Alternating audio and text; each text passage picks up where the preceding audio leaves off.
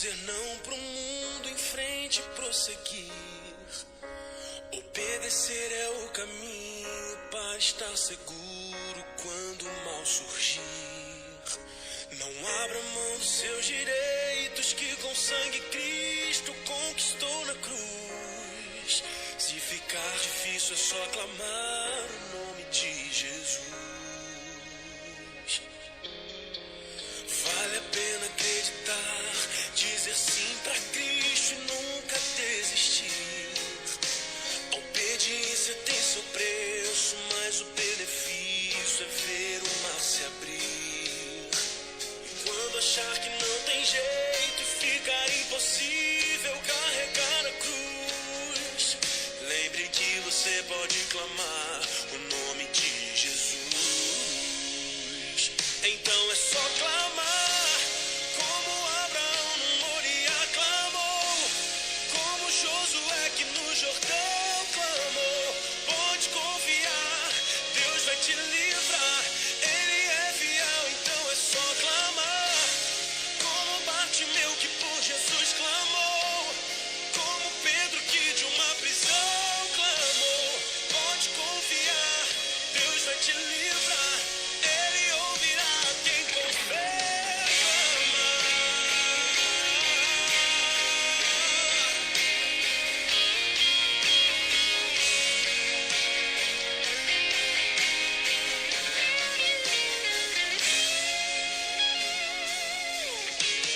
Vale a pena acreditar, dizer sim pra Cristo e nunca desistir.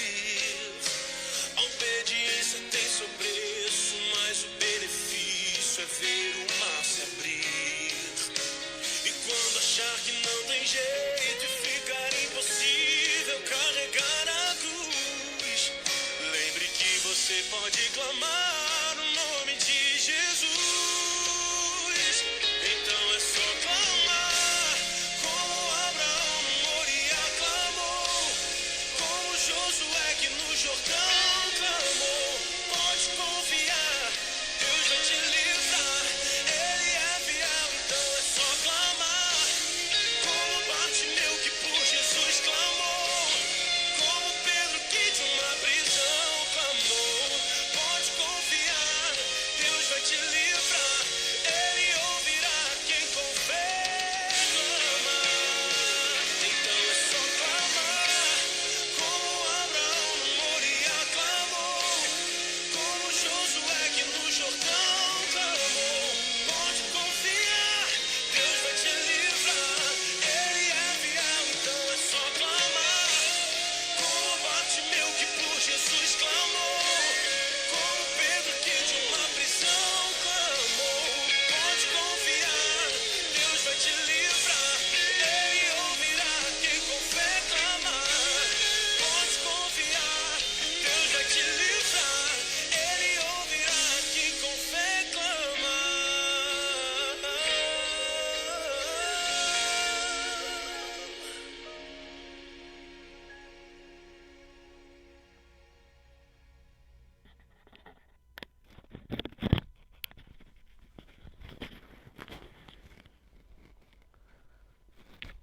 Uma boa noite a você, amado, querido ouvinte, que a graça e a paz do Senhor esteja com você.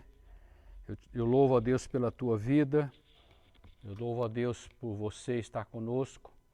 Que Deus te abençoe poderosamente. Este é mais um culto online da Primeira Igreja Batista em Altaquari. Nós esperamos que breve nós estaremos retornando com os nossos cultos presenciais. Mas enquanto isso nós vamos buscando ao Senhor da forma que nós podemos para estarmos juntos e através deste culto online. Que Deus te abençoe poderosamente, abençoe sua casa, sua família, abençoe o seu lar e você possa realmente vivenciar a graça abundante de Deus para você. Seja bem-vindo a este tempo conosco aqui. Tempo de lutas, de adversidade, sim, mas é no deserto que Deus revela o seu poder, né? É no deserto que Deus revela a sua providência, porque é no deserto que nós aprendemos a depender do Senhor. Deus te abençoe, Senhor te fortaleça. Vou rodar mais uma mensagem musical aí para você colocar a sua vida diante do Senhor. Depois nós estaremos ministrando um pouquinho da palavra de Deus ao teu coração para edificar a tua vida. O nosso desejo é que você seja abençoado, que você seja fortalecido no Senhor neste tempo de reclusão, nesse tempo de afastamento, que você não se sinta só, porque Deus não te deixa só. O Espírito Santo está com você, o Espírito Santo está em você e Ele vai realmente abençoar poderosamente a sua vida e o seu coração. Nós vamos lá com mais uma mensagem musical para o nosso elevo espiritual.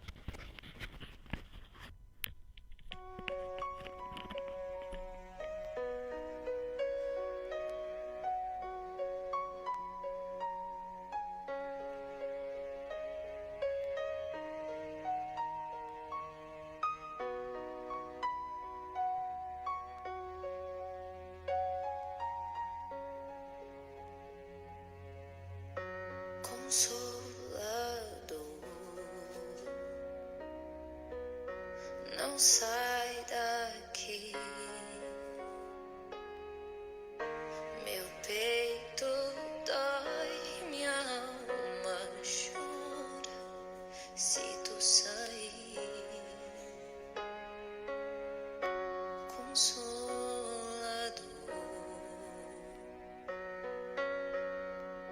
mora em mim, sinto um vazio quando estou longe de ti. Perdoa o meu coração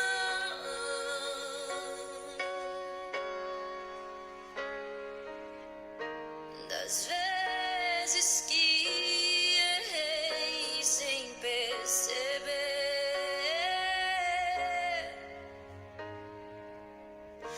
mas não afaste sua presença.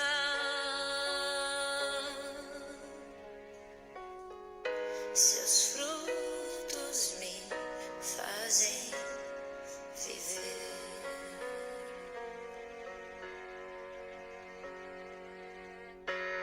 Consolador, Espírito Santo, não sai daqui,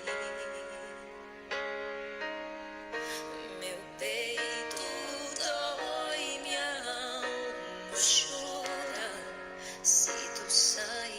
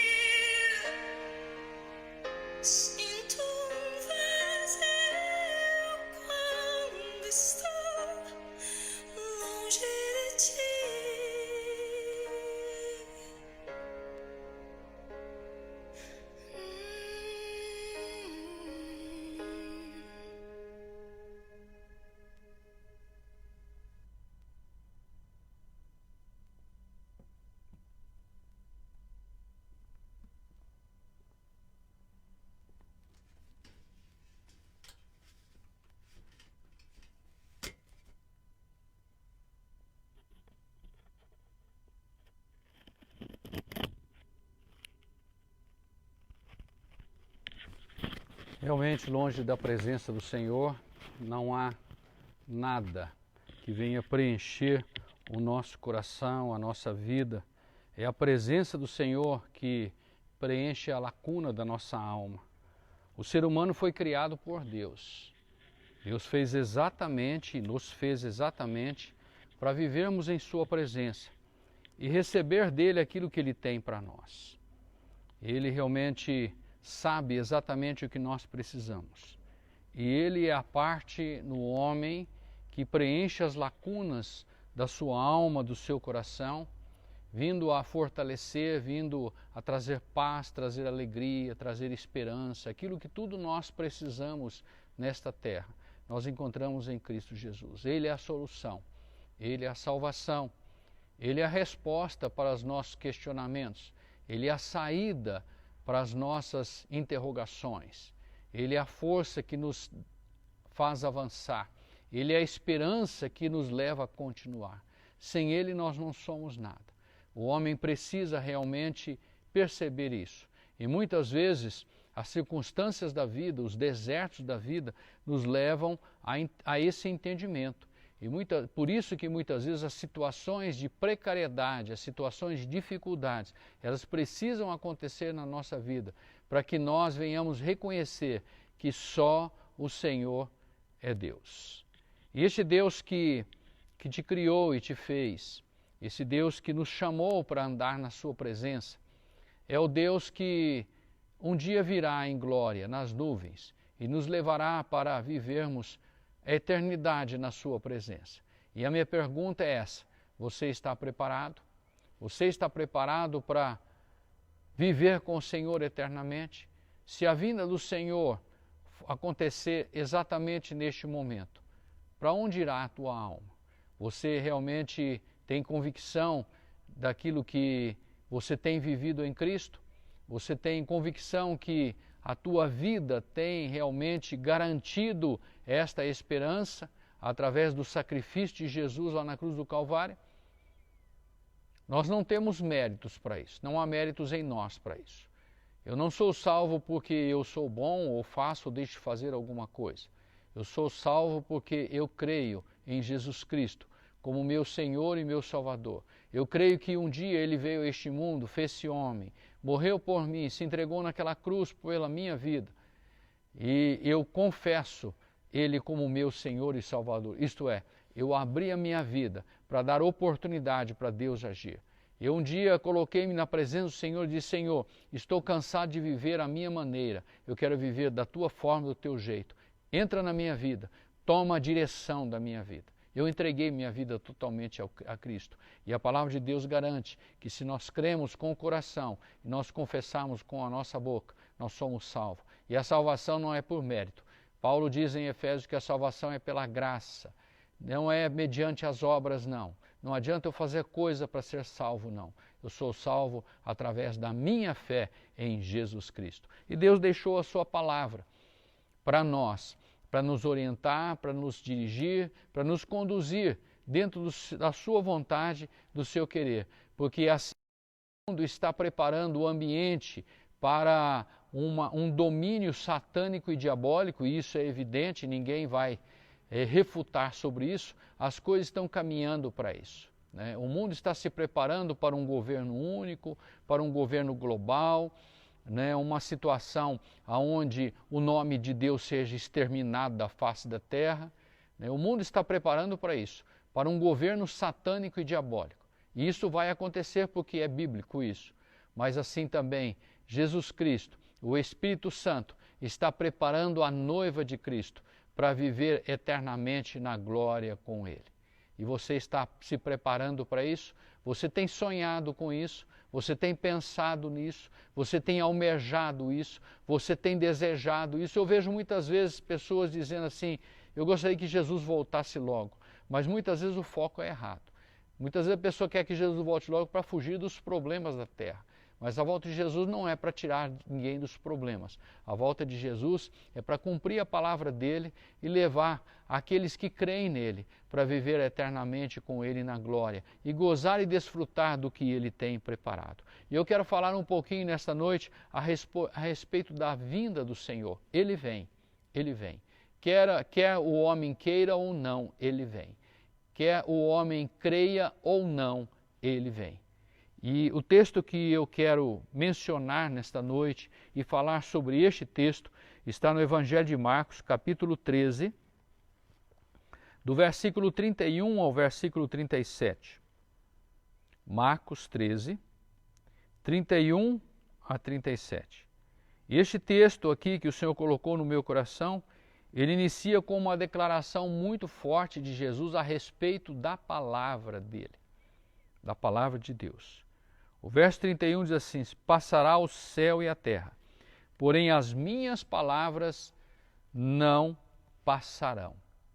Passa tudo, o céu, a terra, a humanidade passa, as coisas materiais humanas passam, mas a palavra de Deus, ele afirma, não passará. Mas a respeito daquele dia e daquela hora, ninguém sabe. Ninguém sabe o dia e a hora. Nem os anjos no céu, nem o Filho, senão o Pai.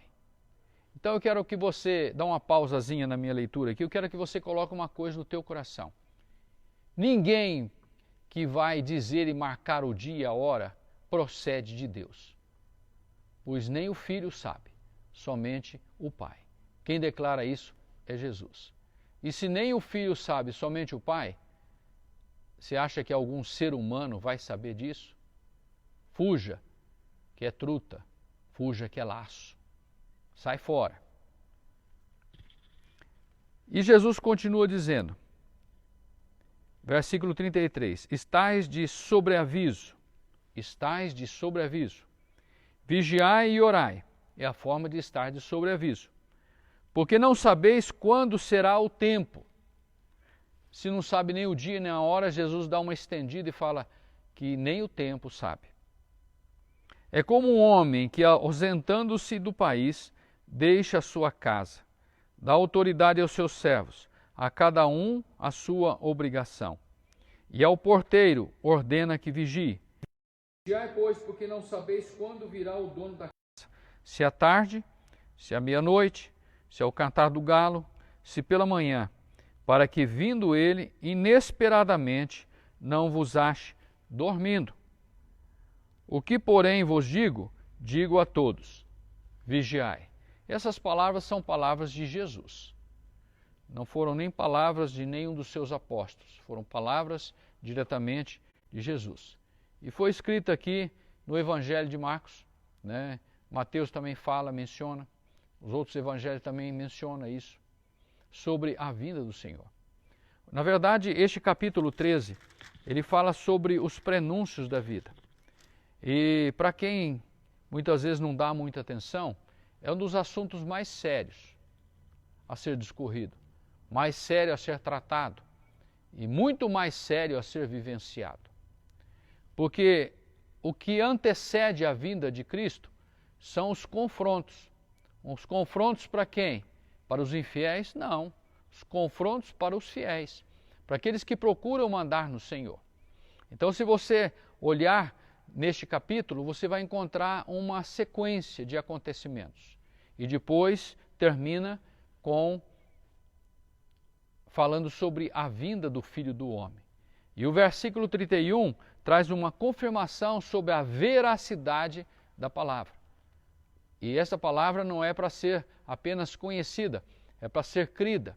E crendo nela é para ser vivenciada.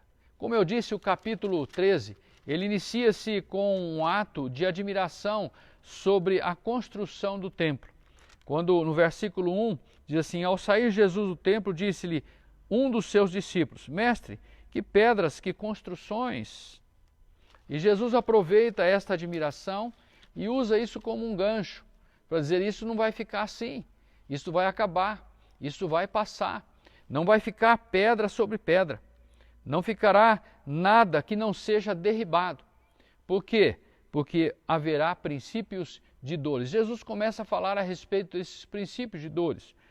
Coisas que aconteceram, né, que estão acontecendo e continuam acontecendo e vão acontecer até a volta de Jesus.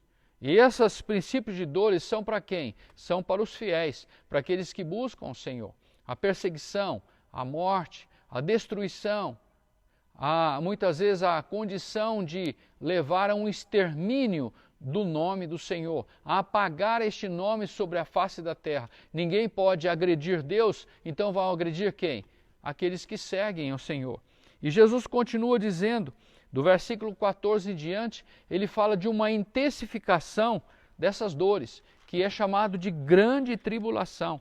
Um momento de uma dor muito forte, de uma perseguição muito forte, muito veemente, onde muito sangue será derramado, onde a perseguição causará muitas situações de fome, de desemprego, de destruição, de calamidade. E essa perseguição será quem? Volto a repetir, sobre a igreja do Senhor, sobre os fiéis, sobre aqueles realmente que não negarem o nome do Senhor. E isso, a sequência disto, será a vinda do Filho do Homem. Então o Senhor virá em um momento de dor, de aflição, de muita tribulação ao seu povo, à sua nação, a nação eleita, dos salvos, redimidos, lavados pelo sangue de Jesus, aqueles que creem no nome do Senhor, aqueles que confiam no Senhor, aqueles que esperam no Senhor. E aqueles que perseveraram no Senhor e não desistiram e não desanimaram, o Senhor surpreenderá de uma forma em que Ele vai tirar este povo desta terra e vai transformar este povo num povo seu, agora num povo intocável, num povo que não será mais seduzido pelo mal, não será mais seduzido pelo pecado, um povo que realmente está apto para viver eternamente com o Senhor. Neste final de capítulo enfatiza esta parousia, este acontecimento futuro, esta situação que o Senhor Jesus está preparando. E Ele já antes, na sua vida nesta terra, Ele ensinou os seus discípulos para não estar preocupados, que Ele ia preparar um lugar, mas voltaria para levar aqueles que crescem nele, para os levá-los, para viver eternamente com Ele. Ele diz, para quando, aonde eu estiver, vós estejais também. O desejo do Senhor é trazer o seu povo para junto dele, é levar o seu povo para junto dele. E isto vai acontecer de uma forma única, de uma forma inexplicável, de uma forma sobrenatural, que o mundo não vai resistir diante deste acontecimento e o mundo entrará em pleno colapso, aonde o Espírito Santo será tirado da terra e aonde Satanás terá todo o seu domínio, com toda a liberdade para agir e fazer da forma que ele quiser. Mas o Senhor implantará o seu reino e, por último, ele declarará a sua vitória universal sobre toda a causa, sobre toda a situação, sobre todo o nosso planeta. Mas neste texto, e o que eu quero enfatizar neste texto é que Jesus enfatiza 3 coisas neste texto que nós lemos. Todas como prevenção, como precaução, como uma condição de alerta para esta vinda inesperada do Senhor. E neste tempo, irmãos, quando nós temos vivido uma certa tribulação, uma leve, momentânea tribulação, como diz o apóstolo Paulo, muitos têm deixado se levar por ela. Muitos têm achado até bom essa situação do Covid. E avalie aí no seu coração, no profundo do seu coração, se não existe um sentimento assim. É um sentimento um tanto perigoso, traiçoeiro. Porque eu posso e tenho uma desculpa para ficar em casa. Mas ficar em casa não é o problema. O problema muitas vezes é acomodar com a situação. Você pode estar em casa, estar em comunhão com Deus e talvez numa comunhão muito maior do que a que você tinha antes, quando você tinha liberdade, né, e saía pela rua por qualquer motivo. Né, qualquer motivo levava você a sair pela rua. Né. Talvez até para perguntar o número do celular para alguém. Você ia na rua perguntar o número do celular para alguém. É um motivo, né, bastante insignificante, porque você tem outros meios, mas é um motivo. E muitos faziam isso e hoje não fazem mais. Mas será que este tempo que temos ficado em casa tem servido para a minha edificação espiritual ou tem servido para o meu retrocesso? O Senhor vem, Ele vai voltar. E o próprio Jesus diz que é uma hora inesperada, que nós não esperamos e não aguardamos. E Jesus dá aqui 3 situações, 3 coisas para ajudar nesta prevenção, neste cuidado, nessa situação de sentinela, de estar pronto. Quando alguém chamar o teu nome, você gritar presente. E Jesus fala da primeira dela, é a oração. O versículo 33 diz assim: estais de sobreaviso. O que é sobreaviso? Aviso antecipado, aguardando alguma coisa que pode chegar a qualquer hora, mas você não sabe quando, né? Alguém avisa que vai chegar na tua casa, um parente distante que vem vindo de viagem e manda, olha, estou chegando. É algo relativo, estou chegando. Para quem mora a 3, 4 mil quilômetros de distância, né, 200 quilômetros, estou chegando. Esse estou chegando, você não sabe se ele está a 100, 200, 300 quilômetros ou se ele está no portão da casa. Mas quando ele diz estou chegando, você vai até o portão e fica olhando, observando. Mas ele não chega, você volta para dentro. Qualquer barulhinho você está atento. Isto é o sobreaviso. Esta é a condição de alerta. Esta é a condição de aguardar a chegada de alguém. A oração, na verdade, é a base da nossa comunhão com Deus. Existem 2 formas de nós estreitar o nosso relacionamento com Deus. E a palavra de Deus diz e exorta, nos ensina a respeito disso. Uma é a oração, a outra é a meditação na palavra. É a condição de nós atearmos fogo na fogueira. Quando nós meditamos na palavra, a palavra de Deus acrescenta em nós a lenha para fazer uma grande fogueira. E quando nós oramos, essa lenha é acesa e o fogo de Deus é ateado. Porque fogo de palha, ele é muito forte, mas dura pouquinho, não dura muito. E o Senhor tem a lenha para nós, uma lenha que dura, que é a palavra.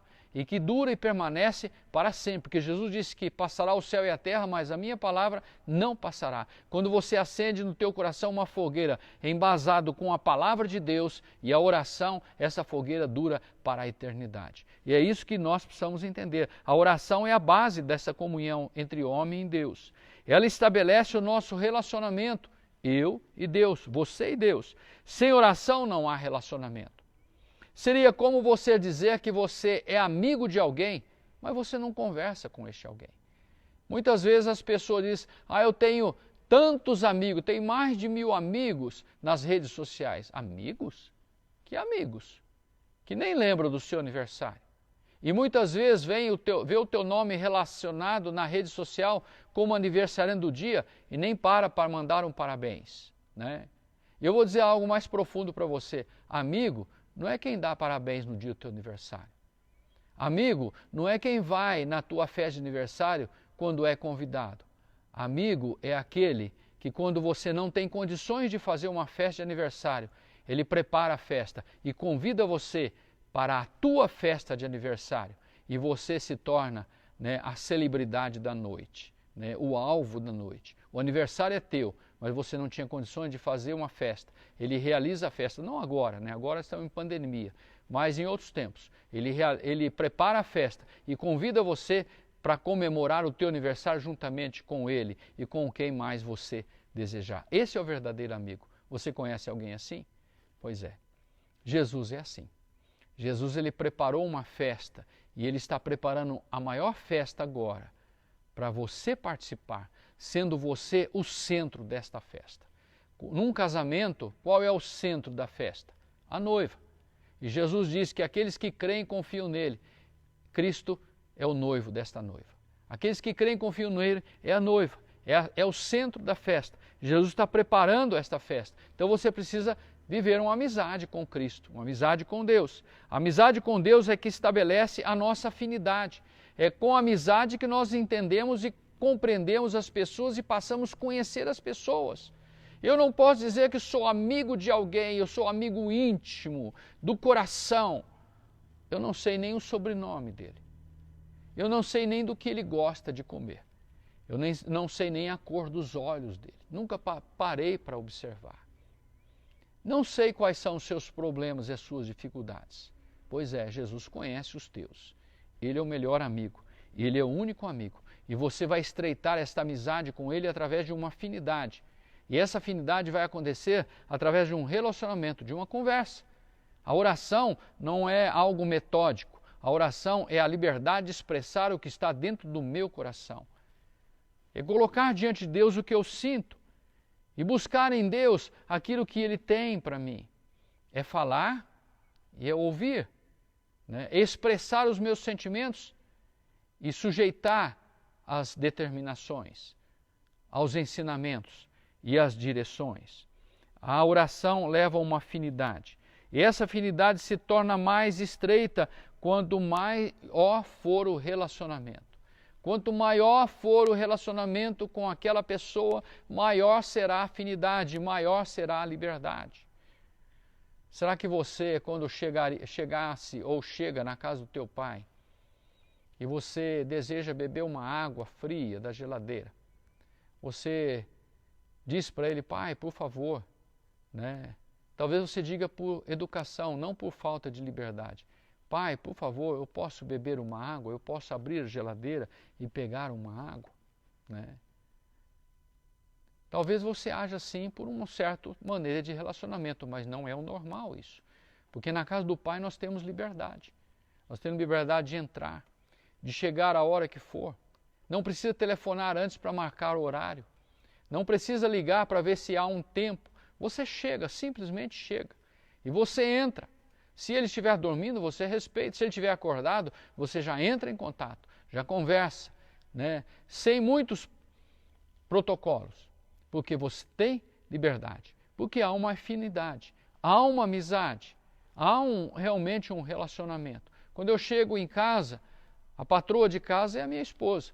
Mas eu não chego a ela, por favor, eu posso beber um copo d'água que eu estou sedento. Não, eu vou lá e pego a água, né? Ela faz da mesma forma. Por quê? Porque há liberdade entre nós, há afinidade entre nós. É essa afinidade que Deus quer com Ele. É este relacionamento que Deus quer com Ele.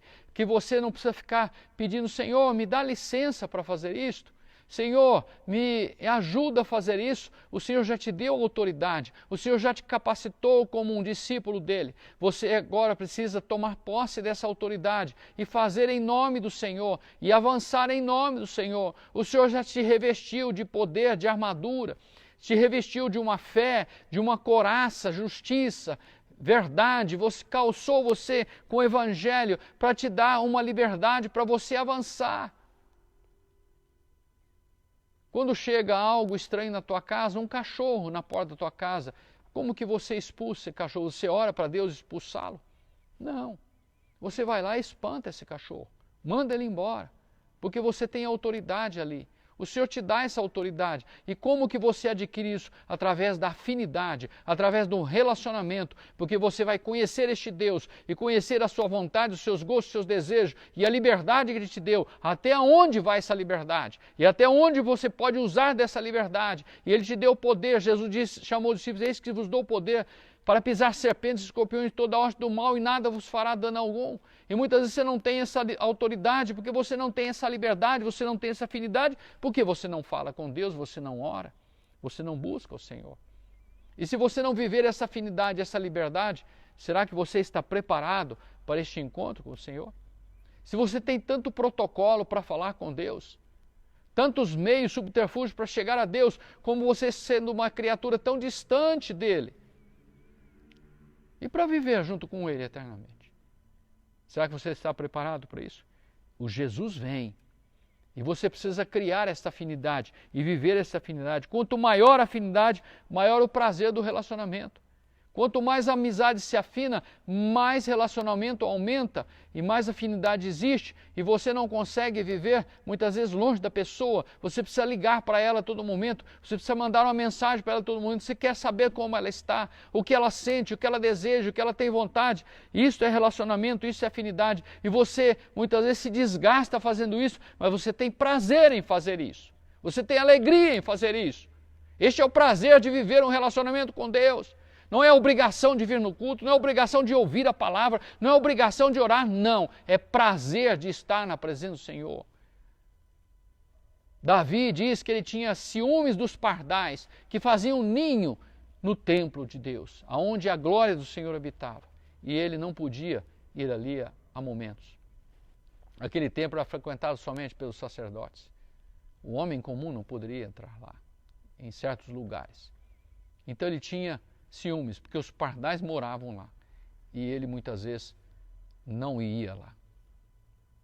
Será que existe este prazer na nossa vida? Como que você quer ter prazer em Deus se você não conversa com Deus, se você não fala com Deus, se você não ora a Deus, se você não busca o Senhor, se você não conta a Ele os teus... mas Deus me conhece. Pois é, mas Ele quer ouvir da tua boca. Coloque diante de Deus. Paulo diz lá em Filipenses 4, 5, 3, versículo 3, 4, 5, ele fala sobre isso. Que você fazer Deus conhecedor das tuas necessidades através da oração e da sua declaração verbal. É isso que Deus quer ouvir dos seus lábios. É você dizer para Ele, Senhor, eu te amo, eu te adoro, eu te exalto, eu te quero. A todo instante, a todo momento, você está falando com Deus. Não importa se o mundo acha que você está louco, não importa. Sem oração, o cristão está perdido. Sem oração, está desorientado, sentindo-se só, tendo dó de si mesmo e estará prestes a ser aniquilado. A oração é a nossa base de relacionamento. Por isso que Jesus, quando fala a respeito da vinda dele, ele coloca a oração como base da nossa vida em aguardar e esperar a sua vinda. Porque quem não tiver em comunhão com Deus vai retroceder, vai desistir, vai abandonar, vai esfriar. A segunda coisa que o Senhor coloca no versículo 33, ele diz assim, vigiai e orai. Orai e vigiai. Né? Muitas vezes o que vem depois, a ordem dos fatores não alteram aqui o resultado.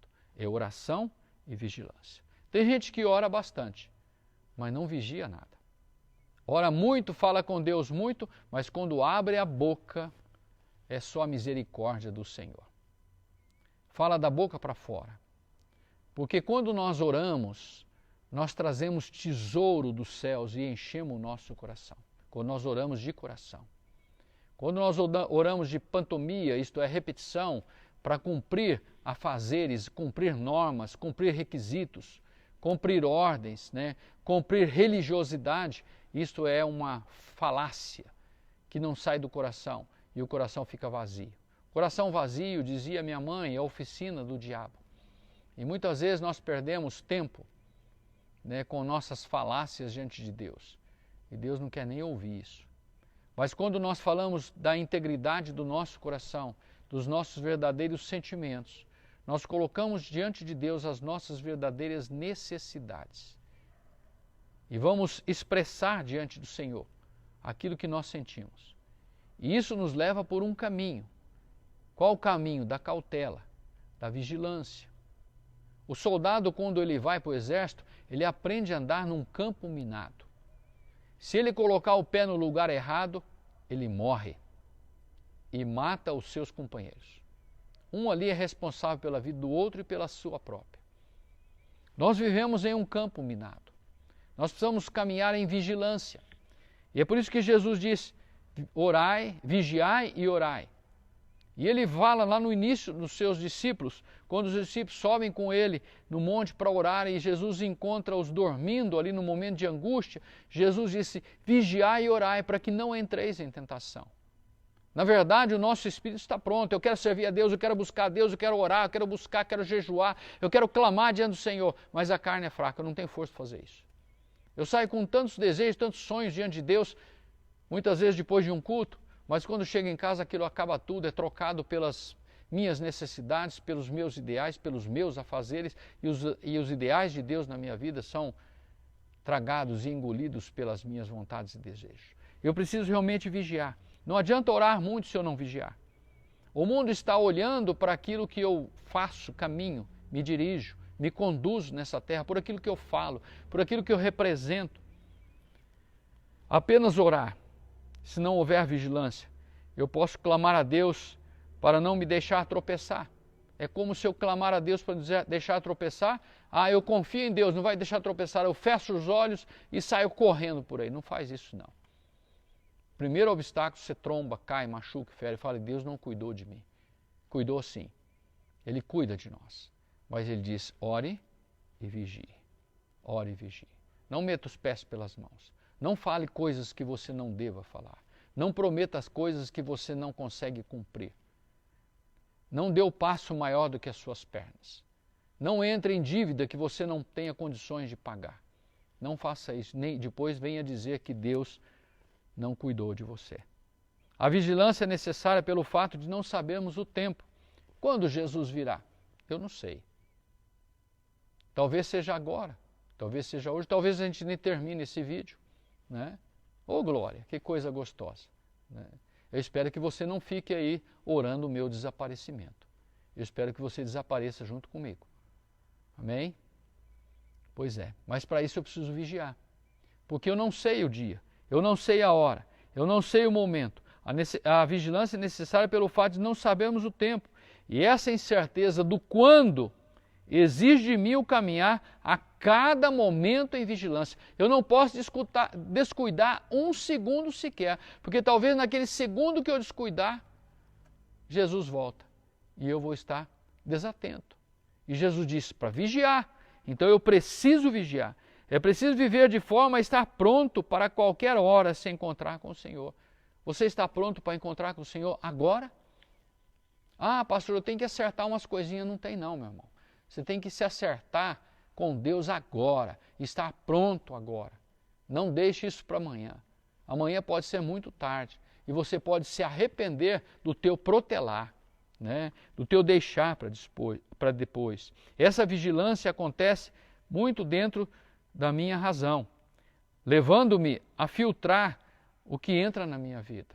Vigilância é eu ter a percepção de Deus em saber o que é bom e o que não é bom para mim.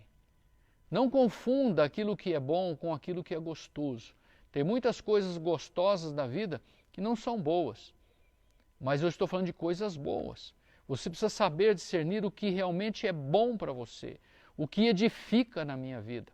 Paulo diz, todas as coisas me são lícitas, mas nem todas as coisas me edificam. Eu não vou perder tempo com aquilo que não edifica. Você precisa realmente entender isso, e isso faz parte da nossa vigilância. Eu diria que a oração é a estratégia, a vigilância é a ação da estratégia, é colocar a estratégia em prática. Não adianta eu fazer um plano estratégico, se eu não praticar aquele plano não vai resolver nada para mim. Não adianta eu orar se eu não ter a estratégia de vigilância para colocar em prática a minha oração. Não vai valer nada. A oração e a vigilância estão atreladas duas. Uma não caminha comigo sem a outra. Não adianta eu orar e não vigiar. E não adianta eu ficar vigiando que eu não vou ter discernimento por falta de oração e não vou saber o que é certo e o que é errado. A oração, a palavra de Deus, orando a palavra. E a vigilância é o trio que vai me levar a estar realmente preparados, a todo instante e a toda hora, para essa chegada inesperada do Filho do Homem, do Filho de Deus. E a terceira coisa que Jesus coloca neste texto, no versículo 36, ele diz, para que vindo ele inesperadamente, não vos ache dormindo. Pensa que dormir é uma coisa gostosa. Quando a gente está com sono, a melhor coisa que tem é dormir. Aí você viaja a noite inteira dirigindo um carro, né? Parece que aquela noite, parece que o sono é mais gostoso, porque você não pode dormir, né? Você não pode dormir. A melhor coisa que tem quando está com sono é dormir. se derem alguma coisa para você comer, aquilo não satisfaz. Se alguém conversar com você, o assunto muitas vezes não interessa, por mais interessante que seja. Você só quer dormir. E esse é o grande perigo. Espiritualmente, isso é o grande perigo. Jamais poderá o vigilante dormir. O vigilante não pode dormir. O sentinela não pode dormir. Ele é responsável pela vida dele e pela vida dos outros. Ninguém é responsável pela vida do sentinela. O sentinela é responsável pela vida dos outros e pela dele, mas ninguém é responsável pela vida do sentinela. A vida do sentinela está na mão do sentinela. Ele não pode dormir. Se ele dormir, né, e o invasor chegar, vai pegá-lo desprevenido.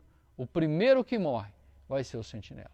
O primeiro que morre é o que está na vigilância, dormindo. Não é lugar de dormir, né? Dormir numa situação dessa é um risco terrível e muitas vezes irreparável. Muitos estão preocupados com os ismos da vida, né? A gente ouve muito falar sobre isso, né? Tem muito ismo por aí, né? Tem o comunismo rondando a nossa nação, querendo tomar conta e posse disso, como tem tomado de outras nações, o fascismo. Mas o pior dos ismos, eu colocaria para você o sonambulismo, né? Que é um dormente que parece acordado, mas dorme. Ele caminha, ele anda, ele tem os olhos abertos, ele até fala, né?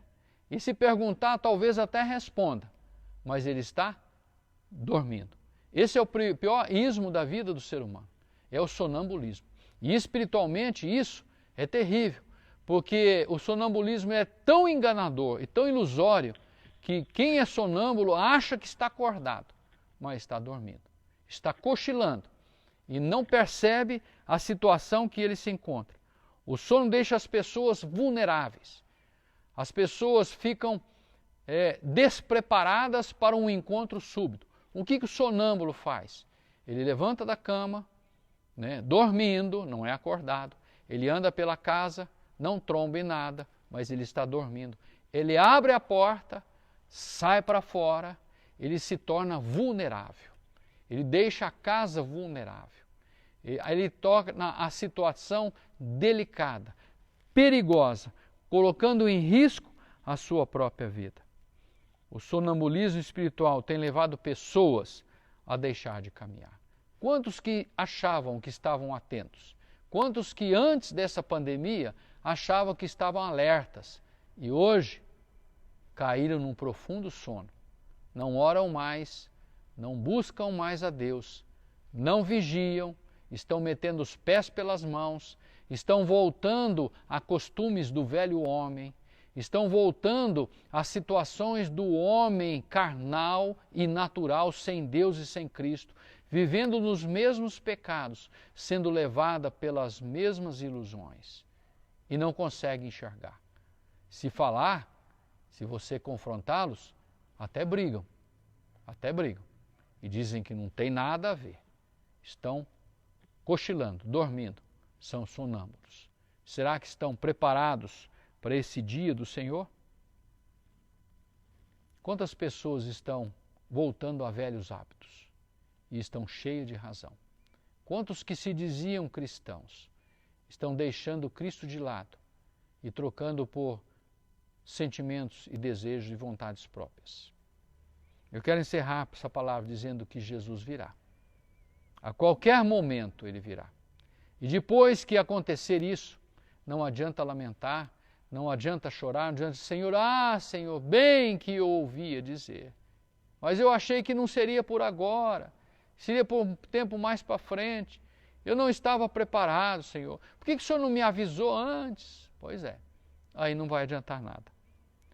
O que importa é vivermos preparados para qualquer momento. E eu encerro esta palavra repetindo o versículo 37 que diz: o que porém vos digo, Jesus dizendo, o que porém vos digo, digo a todos, vigiai. Interessante que ele não diz orai, vigiai. Porque às vezes orando você pode até cochilar, mas vigiando não, você não pode cochilar. Se você estiver de sentinela vigia, você não pode cochilar. E nesta vigilância, você não pode cochilar, porque se você dormir na vigilância espiritual, a tua oração perde o efeito. A tua oração não tem razão de ser. Que Deus te abençoe, que o Senhor nos fortaleça e que o Senhor tenha misericórdia de nós. Que não venhamos dormir, que não venhamos cochilar, mas venhamos realmente estarmos vigilantes, orando em todo o tempo, né? Orando no Espírito em todo o tempo, buscando ao Senhor em todas as horas, né? E realmente se colocando como sentinelas das nossas vidas. Saiba você que o sentinela da tua vida é você mesmo. Não adianta muitas vezes você pedir oração, pedir para que um grupo de intercessão esteja orando por você. Se você não clamar, muitas vezes a oração dos outros não terá efeito. Dependendo da situação, não terá efeito. Porque muitas vezes a oração dos outros tem efeito em nossas vidas através de posicionamentos nossos. Se eu não me posicionar, se eu não me colocar em vigilância, não adianta muitas vezes a oração. E eu vou dizer por último, encerrando essa palavra, orar por você, muita gente pode orar. Agora, vigiar por você, ninguém vai vigiar. E nem adiantaria em vigiar. Porque se te subir um vigilante para cuidar de você, para a hora que Jesus vier e ele estiver vigiando, quando ele for gritar para você, Jesus está vindo, ele já foi. Não vai sair mais essa voz. E você vai ficar do mesmo jeito. Que Deus tenha misericórdia de nós e o Senhor venha nos abençoar. Eu quero orar com você nesta hora. Paizinho, nós te louvamos, te adoramos e agradecemos ao Senhor pelo teu alerta, Senhor. E quando o Senhor avisa, é porque o Senhor é amigo. E o Senhor quer, ó Pai, que nós venhamos dar atenção para o teu aviso. Eu quero colocar cada um que está conosco neste vídeo, ó Pai, nessa transmissão ao vivo, e aqueles que poderão, Senhor amado, ouvir, ó Pai, ver este vídeo e sejam impactados pela tua palavra. Santifica a tua igreja, Senhor. Prepara a tua igreja. Desperta a tua igreja, Senhor. Sacode a tua igreja, para que ela venha despertar, ó Pai amado, e estar realmente vigilante em ti e poder vivenciar aquilo que o Senhor preparou para a tua igreja. Ora vem, Senhor Jesus. Maranata. Que estejamos, ó Pai, vigilantes, orando em todo o tempo e não venhamos cochilar, ó Pai. Sermos sonâmbulos, ó Pai amado, mas estejamos acordados, despertos, ó Pai, com as nossas lamparinas acesas, aguardando a tua volta, com toda a ansiedade, desejo e sonho do nosso coração. Obrigado, Senhor, por cada vida que está conosco. Quero abençoar cada lar, cada família e pedir que a tua glória inunde as vidas, ó Pai, e sejam alcançadas pelo Senhor, fortalecidas em ti, ó Pai, e possam desfrutar, ainda aqui nesta terra, o melhor do Senhor para eles. Eu os entrego nas tuas mãos, eu os abençoo em nome de Jesus. Amém. Que Deus te abençoe, que o Senhor te fortaleça. Se você contribui nesta igreja ou quer contribuir nesta igreja, você tem aí as identificações bancárias através da página no Facebook, Primeira Igreja Batista em Alto Taquari. E você pode fazê-lo também, se é aqui de Alto Taquari, você pode fazê-lo também aqui no templo. De segunda a sexta-feira, no horário comercial, o templo está aberto, dando oportunidade a você vir e depositar no gasofilácio o seu dízimo e a sua oferta. Que Deus te abençoe, que o Senhor te fortaleça e que a unção de Deus seja sobre você. Se Deus tem te permitido você passar por este vale, saiba você que você não está só. O Senhor está contigo e você vai atravessar este vale. E do outro lado, nós juntos vamos cantar o hino da vitória. Que Deus te abençoe, que o Senhor te fortaleça. Domingo, às 9 horas da manhã, estaremos novamente com mais um culto de louvor e adoração ao Senhor, ministração da palavra do Senhor, e também às 19 horas estaremos de volta aqui. Fique na paz do Senhor e tenha um final de semana abençoado.